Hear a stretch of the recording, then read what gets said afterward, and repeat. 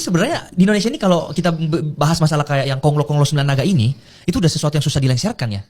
Karena gimana ya, hukum dia bisa gerakin, izin-izin gampang, dan dia akan memonopoli sebanyak mungkin kan. Betul. Berarti akan sangat sulit untuk ada orang baru yang menggantikan 9 naga ini. Sangat sulit. Apalagi kalau misalnya nih ada orang, nggak tahu kalau kau tahu sekarang ya, ada orang masih muda banget umur 23 tahun, dia punya McLaren dari kripto. Gak usah sebut nama juga lah ya. Cuma dia bilang dia suatu saat nanti bisa menggantikan 9 naga ini dengan akademi kriptonya dan lain sebagainya gitu. Gimana menurut? Enggak. Susah banget. Karena 9 naga itu sudah masuk, sudah sangat dalam, Pak. Ya, dan dia ini bukan hanya dalam sisi bisnis, tapi pejabat-pejabat udah banyak yang dia kantongin. Ya, gitu. Saya tahu sendiri beberapa 9 naga yang buat perusahaan yang mana anaknya 9 naga sama anaknya pejabat-pejabat tinggi itu bikin PT bareng. Situ. Jadi akan sangat sulit dia untuk menggantikan itu, sangat sulit. Kita nggak usah jauh-jauh lah, lihat aja PIK. Ya kan PIK 1, PIK 2. Tanah-tanah kan banyak yang di Teluk Naga di mana diambil. Siapa yang berhasil menang penjarain PIK? Ada nggak?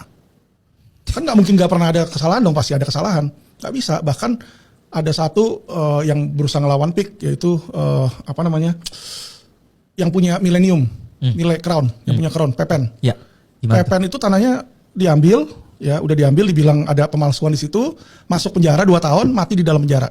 Padahal dia kurang kuat apa? Karena dia punya Crown. Crown itu kan kita tahu tempat dugem. Ya, beberapa kali ditemukan narkoba, ditemukan alkohol. Berarti mereka tuh dekat sama polisi harusnya. Bener dong? Dekat dengan aparat. Ya. Itu pun kalah sama 9 naga. Ngeri ya? Iya, gitu loh. Jadi kalau kita ngomong sama 9 naga, mendingan gak usah berantem. Dia aja kawan. Iya, saya ada kasus di sini kan, orangnya dipenjarain sama 9 naga. Saya bilang udahlah gak usah berantem, saya bantuin ngomong, saya lepasin. Saya telepon 9 naganya itu, ya udah disuruh ketemu, ya kan. Ya udah boleh Pak Alvin, gini. Nah, mereka udah deal untuk ngelepasin di situ. Jadi kalau kita berantem masuk secara hukum percuma. Gak mungkin bisa juga ya. Cuma. Berarti bahkan presiden kita bisa bilang lebih rendah dari 9 naga. Kalau nggak bisa digerakin apa-apa mereka. Presiden kan butuh dana untuk jadi presiden. Dananya dari mana Pak? Kampanyenya. Iya. Makanya saya udah bilang sama mereka, ya kan. Saya udah tahu nih, yang menang pasti 02, saya bilang. Kenapa? Itu udah gak butuh dukun-dukun lagi yang beramal-beramal. Nggak butuh dukun. Saya bilang, kenapa saya bisa tahu itu?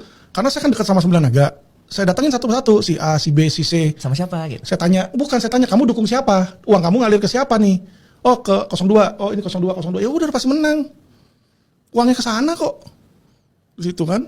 Ini gak serem gak sih kok? Iya, kalau kita ngomong curang, semua pasti ada curangnya. Iya. Baik 01, 02, 03, pastilah ada curang-curangnya dikit-dikit, namanya dia punya partai ke bawah kan nggak mungkin bisa ngawasin kan. Iya.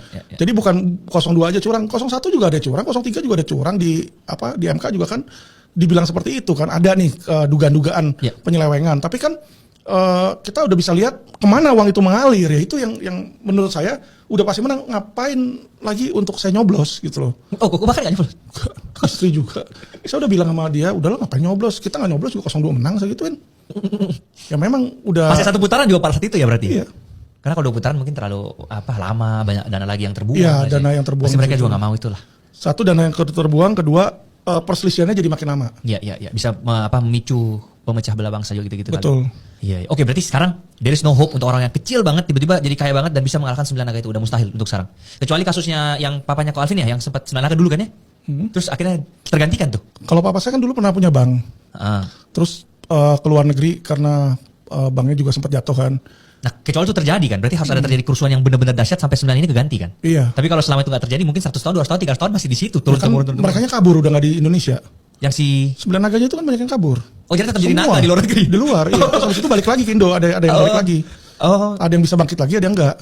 Oh, tapi tetap udah kaya banget. Iya. Udah nggak bisa habis tuh. 7 turunan, 70 turunan kali kok. Gimana sih kok rasanya jadi orang yang lahir di 7 naga?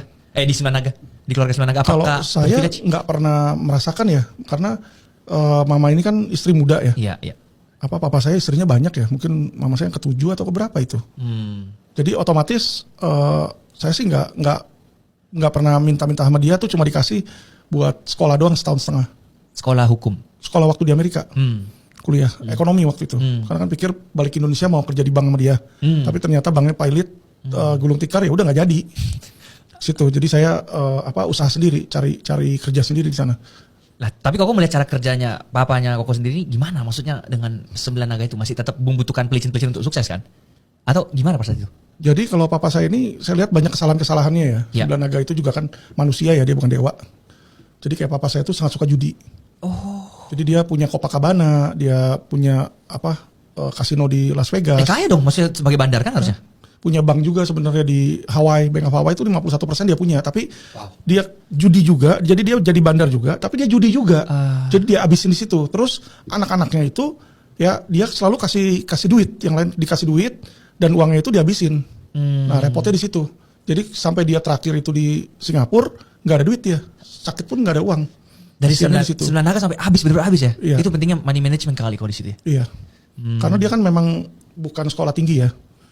Jadi drop out, SMP aja drop out kok dia.